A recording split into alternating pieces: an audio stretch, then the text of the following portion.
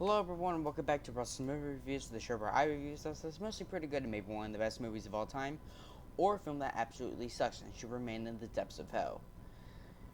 And today, after a long time of me delaying this video it was supposed to come out Saturday. Couldn't do it on Saturday. Then I thought, hey, might as well do it on Sunday. Forgot to do it on Sunday. Might as well do it Monday. Memorial Day. So I was hanging out with my family. Tuesday comes around. I'm like, okay, maybe now I've finally got back some free time. Let's do it. Still forgot. And now I'm finally getting around to reviewing Teenage Mutant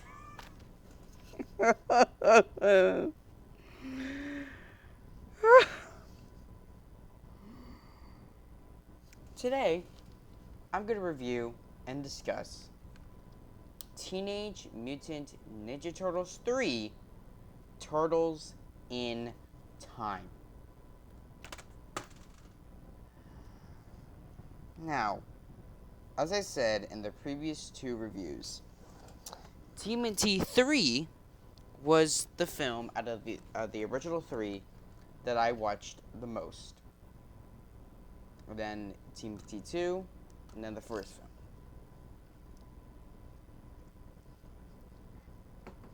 Honestly, I don't know what the hell was wrong with me.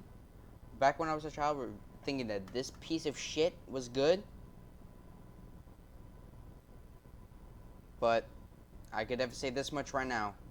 This film is fucking garbage. I say if you want to have a good laugh, put this piece of shit on. But otherwise, I say watch the first two any other day. So, my history with this film, as I said, this was the film out of the original three that I would watch the most. And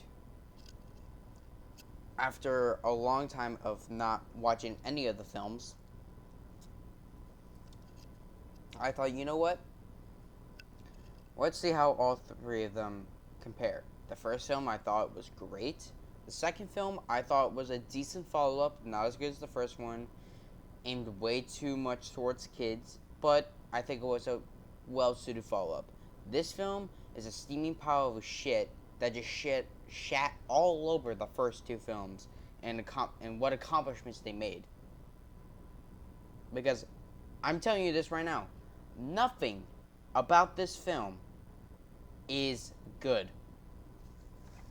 Literally, oh my Jesus.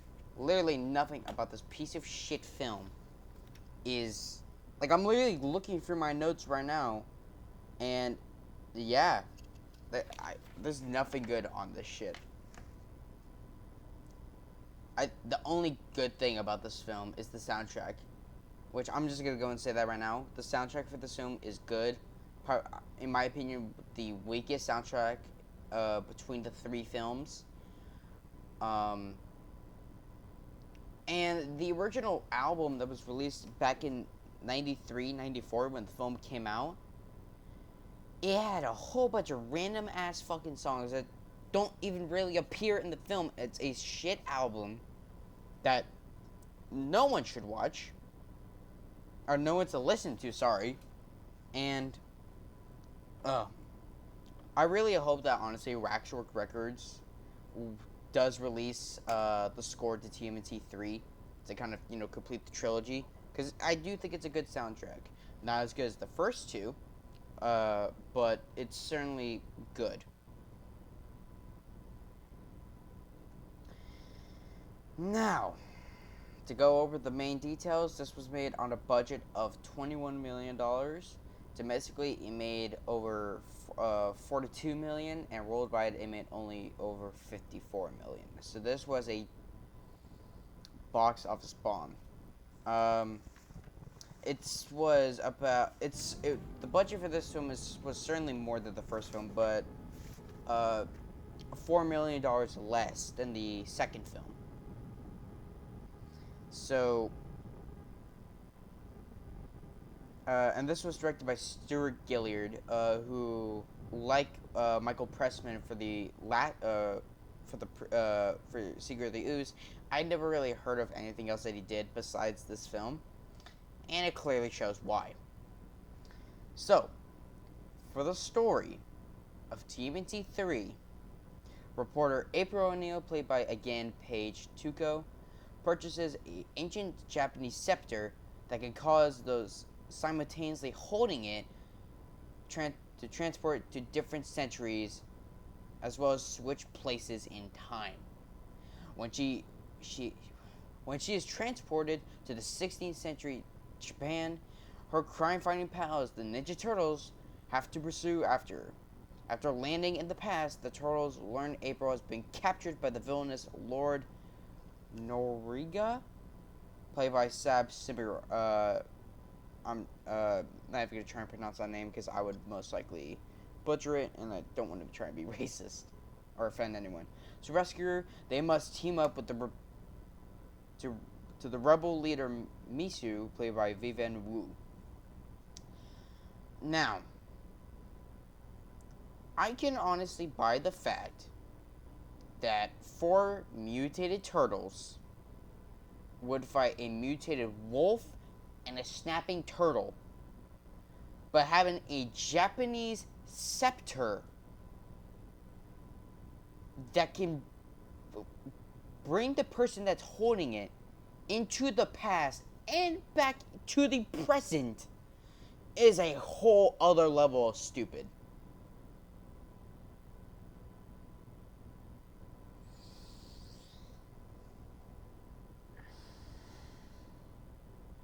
Why do I agree to do this shit? Oh yeah, because I want to fucking torture myself with this shit.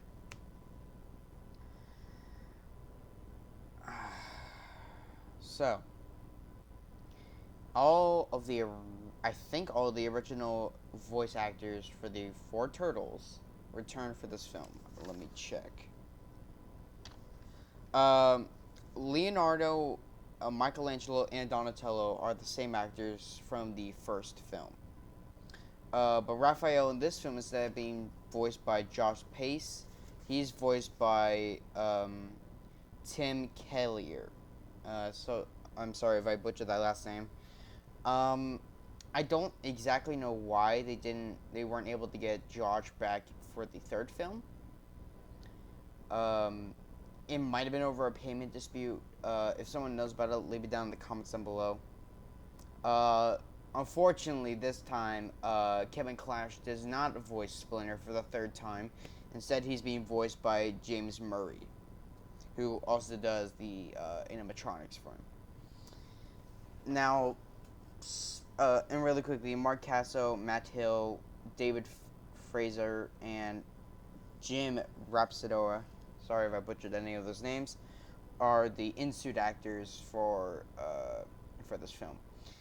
Now, one thing that a lot of people complain about this film is the animatronics. Whereas the first 2 films, they used the Fantastic Jim Henson Company. This one, I believe it was done by the All Effects Company. They got the exact same rigs, I think around the exact same animatronics, or electronics, sorry. But the actual faces are way different than to the original 2 films. They honestly kind of look like if they took the original cartoon versions of the Ninja Turtles from the 87 show and tried to make them into live action form, like into a live action suit. And it does not work at all. It really, really doesn't. The problem with me is that the mouths move a lot more quicker, which gives off the impression that they are not like human, whereas the first 2 films, they kind of move a lot more slowly. They kind of give off the impression that they're, they could be human. Whereas this film, it literally looks like it's a fucking cartoon. But in terms of other cast members, we have, as mentioned before, we have Paige Tuco as April O'Neil, returning from the second film. She does, I think her acting is slightly improved from the second film, but it's not going to save her performance. She is still very bland. I have no interest in watching this character grow. We have, thankfully, Elias Koteas returning as Casey Jones, but his character is so fucking wasted in this movie. Like, he literally, I think he only has 5 scenes throughout the entire film. He pops up in the right before the turtles leave to go back to the 16th century, and then pops in and out throughout the film, and then I think he just somehow just magically disappears at the end. He also plays a character named Wit, who is apparently Casey Jones' ancestor from the 16th century. Don't ask me how that works. We have Sabe Shinano. I'm so sorry if I butchered that, as Lord Norwegica. I'm not even yeah, he basically plays like the Japanese like lord, like villain basically. He he's okay. I've seen him in other films, but isn't we besides the soundtrack, the only saving grace about this film it really is Stuart Wilson as Walker, who appeared the year prior in Lethal Weapon 3 as the villain, and would appear after this film in No Escape as the villain as well. He seems to play a lot of over the top villains, and I fucking love him. In all 3 films, he's like one of the best parts about each of them is his acting is so fucking funny. Really, especially in No Escape. And this, like I said, he's the best part about this film. But even then, he isn't. His acting, it's not like a Tim Curry performance where it actually does kind of recommend the film for me. This film, even though again, great acting, he does not boost my opinion on this film. We have Vivian Wu as Mitsu. She does okay. We have Travis A. Moons as Yoshi. No, not the green fucking dinosaur from Super Mario. It's actually a little Japanese boy named Yoshi. I will,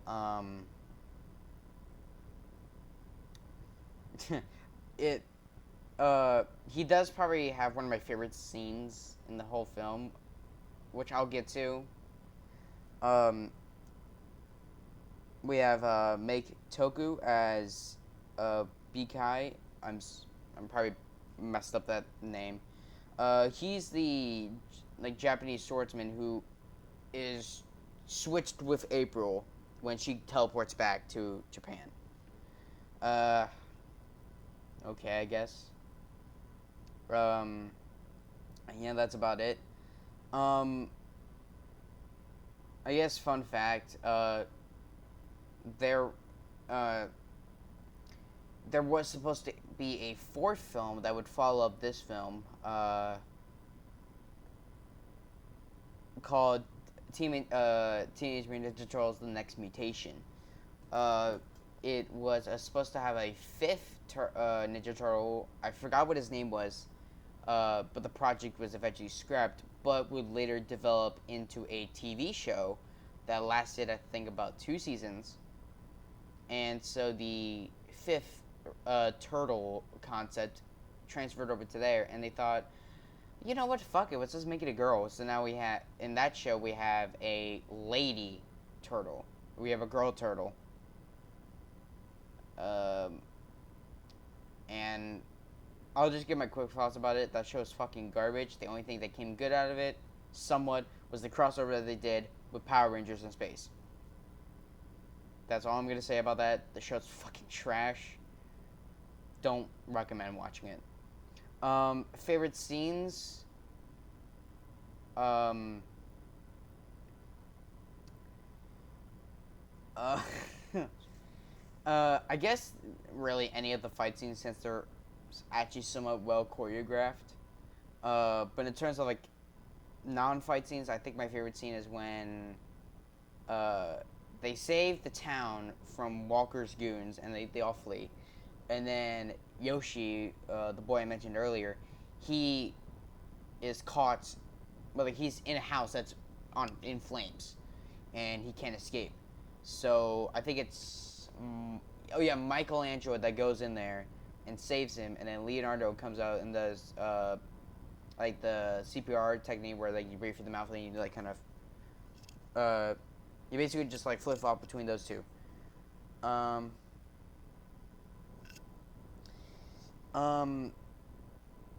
I do gotta admit though, it's kind of funny to see the residents when Leonardo is trying to bring the boy back to consciousness. They're like, "Is that a spell?" And April's like, "No, he's trying to see he's okay." And it's like, "No, that's a magical spell. Get him." But no. My least favorite scenes, which is honestly probably gonna be a new category or like a new thing I'm gonna bring into like movies I absolutely fucking hate. Um, my least favorite scenes, really only one comes into mind. I mean, really the whole film is shit, but really one kind of cemented how shit this film was gonna get. And it's the opening scene where, granted, I love the tracking shot that shows the underground train station. I do miss the bright yellow orange kind of light that was in the train station at the in the second film. But I actually love the set. And then they start. You see the fucking turtles come up and they start dancing, and it's like, that's the point where I'm like, okay, no, this is it. I'm not gonna watch this anymore. This shit is fucking garbage. Next film, please. But you know what? For you guys, I sat there and I watched it, and it was fucking horrible. I think it was the dance at the ZZ Top, and it's like, oh Jesus Christ.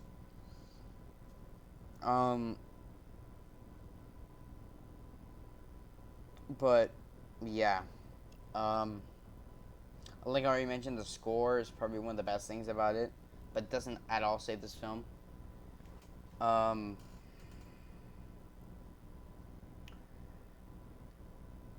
so yeah, like I mentioned earlier, the film was a massive bomb, and the reason why was because, as you heard, this film was released in 1993, specifically March 19th in 1993. You know what else came out in 1993? A little film called Jurassic Park, which coined the phrase, the dinosaurs were in, and unfortunately the turtles were out. And it clearly showed by this fucking film. Final thoughts? If you really want to watch it to absolute, like, just want to shit on this film, then go right ahead. Otherwise, if you're a casual viewer that wants to watch some TMNT films, watch the first two, skip over this one, and then probably don't watch the rest of them. I think the 2007 animated one was okay, but I don't really think it's that necessary to watch. The two live action ones that came out that were produced by Michael Bay could go fucking die in a fire. So, if I had to really be honest, watch the first film, then watch the second one, and then anything else really after that, after this film, don't watch. Don't watch this film. It's fucking garbage.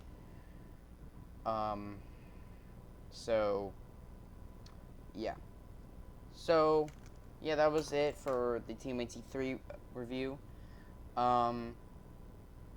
Sorry this took so long to get uploaded. It was just, like I mentioned earlier at the beginning, a lot of, personal stuff came up as well as school. So, I've been delaying it, but I thought might as well get it done now. Stay tuned for next Wednesday, where I will be starting the Cars series, because June 9th will celebrate the 15th anniversary of the original Cars film. So we're going to discuss Cars 1 on June 9th, Cars 2 on June 10th, and finally on Friday we're going to discuss Cars 3 on June 11th. And then I'm probably going to take a week break, and then we're going to get on to the Gamera franchise. But if you guys want to stay up to tune on when new videos are coming out, make sure to hit that subscribe button and hit that bell icon to get posted when new videos are coming out. Also follow me on Instagram, Facebook, and Twitter, the links will be down in the description below, to again figure out when new videos are coming out, as well as just to see my personal life or see whatever I post on there. And for the first time, I'm gonna post my Twitch page down in the description below, and there will be sometime after this video goes up, I will be adding a Twitch link to my homepage, because I will be actually having a Q&A stream later on today, about 1 to 2 hours after this video goes live. So yeah, if you guys want to post some questions, make sure to come over to follow me on Twitch and check out that live stream. I will be probably streaming with my good friend Dylan on this Dr. Element. He'll probably be on the stream as well, probably answering some questions and maybe giving me some questions to answer on the stream. So yeah, if you guys want to go send me some questions on there, link is down in the description below to my Twitch page. Make sure to give me a follow, and if you guys want to watch that Twitch stream, go right ahead. It's probably gonna be, I'm probably gonna start streaming around 4 or 5. So yeah. So anyway, guys, hope you guys enjoyed this video, and stay tuned for next Wednesday, where I'm going to be discussing Cars. So anyway, guys, hope you guys enjoyed this video, and stay tuned for the Cars review next Wednesday. Live long and prosper. Out.